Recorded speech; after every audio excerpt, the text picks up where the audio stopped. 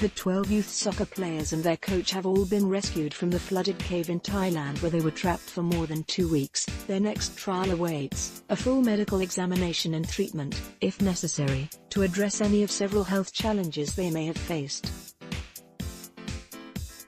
Initially, the first boys rescued were reported to be in good health, while an official later said in a news conference that some blood tests showed signs of infection, NPR reported. A medic on the scene told Reuters that an entire section of a nearby hospital had been prepared to treat the 13 rescued people. Hypothermia, when body temperature drops severely, posed the scariest threat, the medic said, but she was primarily concerned with infections, particularly histoplasmosis, sometimes called cave disease. There are all kinds of diseases in the cave, from bats, from dirty water. Everything in there is very dirty. So, what is this potentially dangerous lung infection? Health spoke to Amesh Adalya Maryland, a spokesperson for the Infectious Disease Society of America to find out. Anytime you're in a cave, there are worries about diseases that can be spread by bats, says Dr. Adalya.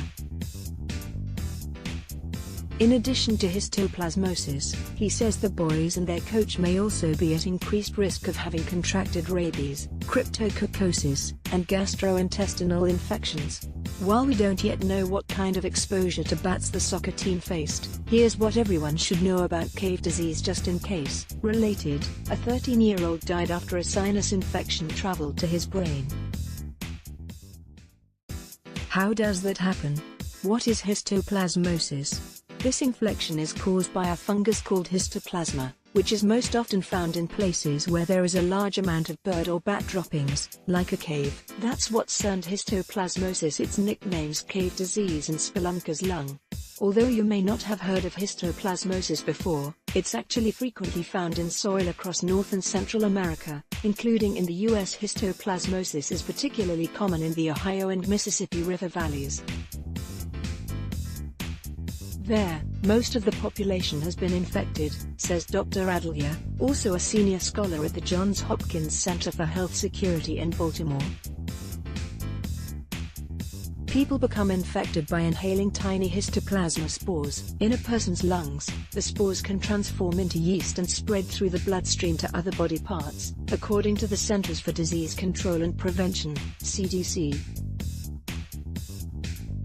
Histoplasmosis symptoms. While many people may become infected with histoplasmosis, most actually won't get sick. The spores remain dormant, and maybe when people have another illness, they may get what's called disseminated histoplasmosis, Dr. Adalya says. In most people, it doesn't cause problems. For the people who do develop histoplasmosis symptoms, they usually experience flu-like fatigue, fever, and cough. According to the CDC, acute symptoms tend to show up anywhere from 3 to 17 days after a person was exposed to the fungus, according to the Mayo Clinic. While these symptoms are certainly unpleasant, they're usually manageable without medication. People tend to get better from histoplasmosis on their own. Sometimes you don't need to treat it, you can let it run its course in the acute stage, Dr. Adalya says. However, in other cases, usually if someone's immune system is already weakened or they're taking certain immunosuppressant medications like chemotherapy or corticosteroid drugs, histoplasmosis can progress. When it spreads from the lungs to other organs, including the mouth, liver, and adrenal glands, according to the Mayo Clinic, experts call it disseminated or severe histoplasmosis, and it can be life-threatening. The CDC explains that 2 studies estimated the death rate from histoplasmosis to be between 4% and 8%, but adds that overall mortality rate is probably lower because these studies only looked at people with serious cases of the infection. This progression can even occur years after being exposed to histoplasma fungus, Dr. Adalya adds. If someone with dormant spores in their lungs goes on to develop another lung condition or requires immune-suppressing medications later in life, histoplasmosis may become a problem then, he explains. For this reason, the boys rescued this week should keep in mind as they grow older that they might have been exposed, he suggests.